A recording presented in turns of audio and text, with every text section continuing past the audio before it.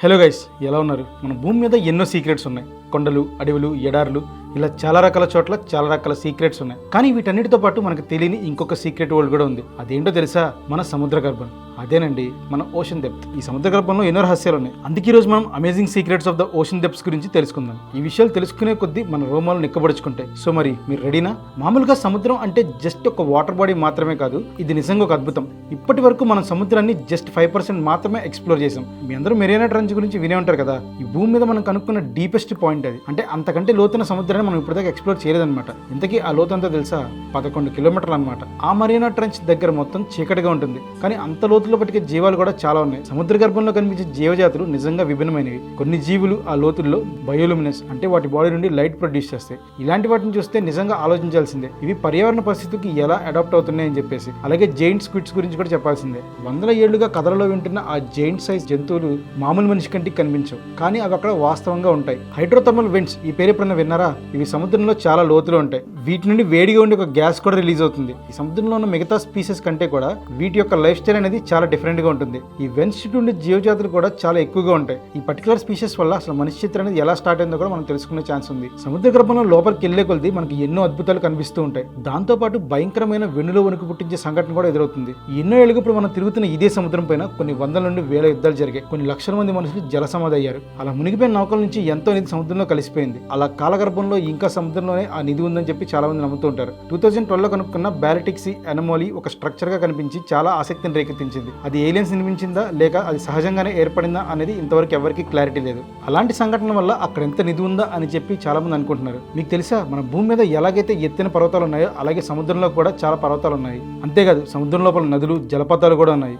ఆ జలపాతాలు ఎంత పెద్దవంటే ఈ భూమి మీద ఉండే జలపాతాలు అన్నింటికన్నా కూడా సముద్రంలో ఉండే జలపాతాలే చాలా పెద్దవి. ఇది మీకు వినడానికి కొంచెం ఆశ్చర్యంగా అనిపించినా కూడా అదే నిజం. సముద్రం అడుగున కనుక మీరు లోపలికి వెళ్తే అక్కడ కింద ఇంకొక వాటర్ బాడీ ప్రవహిస్తూ ఉంటుంది. అదే సముద్రంలో ఉండే నది అన్నమాట. సముద్రంలో ఉన్నప్పుడు దాన్ని కూడా సముద్రం అనొచ్చు కదా, ప్రత్యేకించి దాన్ని నది అని చెప్పి ఎందుకు పిలుస్తున్నారని చెప్పి మీరు అనుకోవచ్చు. ఎందుకంటే సముద్రంలో నీళ్లు ఉప్పుగా ఉంటాయి, కానీ ఆ పర్టికులర్ నదిలో ఉండే నీళ్లు మంచి నీళ్లు. కొంతమంది రీసెర్చర్స్ ఏమన్నారంటే ఆ పర్టికులర్ నది లోపల కూడా మళ్ళీ ఇంకో వేరే నది ఉండే అవకాశం ఉందని కూడా చెప్తున్నారు. ఇవే కాకుండా సముద్రంలో ఇంకా వేరే వేరే వింతలు, విశేషాలు కూడా ఉంటాయన్నమాట. మన భూమి మీద ఎవరెస్ట్ పర్వతం ఎంతైతే ఉందో సముద్ర గర్భంలో కూడా అలాంటి పర్వతాలు ఉన్నాయి. ఈ గ్రేటర్ లో కొన్నిసార్లు అండర్ వాటర్ లో ఉన్న వాల్కనో స్వరూపం కూడా విస్ఫోటనం చెందే అవకాశం ఉంది. ఇలా వాల్కనోస్ కనుక విస్ఫోటనం పొందితే వాటి వల్ల పర్యావరణానికి చాలా హామ్ ఉంటుంది. సముద్రం గురించి, దాని లోతు గురించి మనం మాట్లాడుకునేటప్పుడు ఖచ్చితంగా డాల్ఫిన్ గురించి కూడా చెప్పుకోవాలి. ఈ భూమి మీద అత్యంత మేధస్సును ఉపయోగించే ఏకైక జీవి ఏదైనా ఉందంటే అది డాల్ఫిన్ అనే చెప్పుకోవాలి. చాలా తక్కువ డాల్ఫిన్స్ మనుషులకి ఎప్పటికప్పుడు హెల్ప్ చేస్తూనే ఉంటాయి. అలాగే మనుషులతో కమ్యూనికేట్ చేసే విధానం కానీ ఆ రెండు చాలా క్యూరియస్ గా ఉంటాయి. ఇవి సముద్రం లోపల చాలా ఇంటెన్స్ ప్రెషర్ ని కూడా తట్టుకుని నివసించగలవు. సముద్రం లోపలికి మనం వెళ్లే కొద్ది ఎంత ప్రెషర్ ఉంటే అంత ప్రెషర్ మనకి పడుతూ ఉంటుంది. మీ అందరికీ టైటానిక్ సినిమా తెలుసు కదా. ఈ Titanic cinema director James Cameron గారు అవతార్ సినిమాని కూడా తీసింది ఆయనే. ఆయన అవతార్ సినిమా తీసేప్పుడు అవతార్ రీసెర్చ్ కోసం, అంటే ఎస్పెషల్లీ అవతార్ 2 సినిమా కోసం అనమాట, ఆయన రీసెర్చ్ చేసినప్పుడు అసలు నిజంగా అండర్ వాటర్ లోపల ఏముంటుంది, డీప్ వాటర్కి వెళ్ళిన తర్వాత ప్రాణం ఎలా ఎగ్జిస్టింగ్ ఉంటాయి అనే దాని గురించి ప్రాపర్ గా రీసెర్చ్ చేశారు. ఆయనే స్వయంగా ఒక సబ్మెరైన్ తయారు చేసుకుని చాలా లోతుకి వెళ్ళారు. ఆయన ఎంత లోతుకి వెళ్ళారంటే ఇప్పుడు దాకా ఏ వ్యక్తి అంత లోతుకి వెళ్ళలేదు. ఆయన జస్ట్ లోతుకి వెళ్ళడమే కాకుండా ఎన్నో కొత్త కొత్త స్పీషెస్ని కూడా కనిపెట్టారు. ఆ స్పీషెస్ని ఇప్పుడు దాకా ఎవరో ఎక్స్ప్లోర్ చేయలేదు. కేవలం జేమ్స్ కెమెరాన్ గారు మాత్రమే ఎక్స్ప్లోర్ చేసి పైకి తీసుకొచ్చారు. ఇది నిజంగా ఒక చరిత్ర అని చెప్పాలి.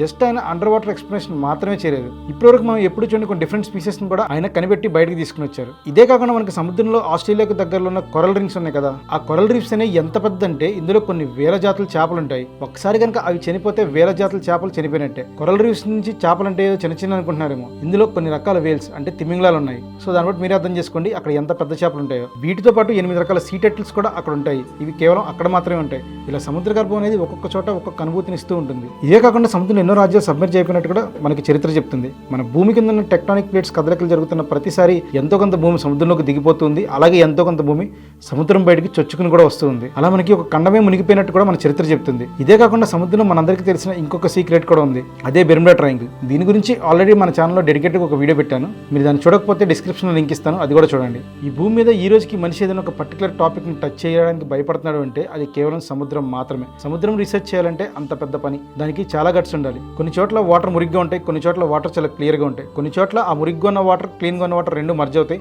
అయినా సరే రెండు అలాగే డిఫరెన్షియేట్ చేస్తూ ఉంటాయి అనమాట, స్థిరంగా ఉంటాయి. మనకి ఈ రోజుకి ఇంత అడ్వాన్స్డ్ టెక్నాలజీ పెరిగినా కూడా మనం జస్ట్ కేవలం 5% సముద్రాన్ని మాత్రమే ఎక్స్ప్లోర్ చేసాం. ఇప్పుడు మనకు తెలిసిన మరియానా ట్రంచ్ అనేది ఏదైతే ఉందో అది కూడా జస్ట్ 5% లో మాత్రమే భాగమే. మిగిలిన 95% మనం ఇంకా ఎక్స్ప్లోర్ చేయలేదు.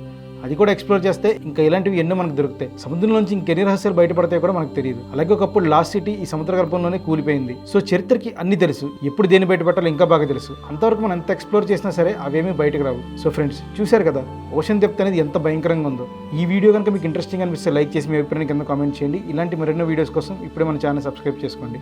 మళ్ళీ నెక్స్ట్ వీక్ ఇంకో వీడియోతో మీ ముందుకు వస్తాను. అంతవరకు లవ్ యూ ఆల్.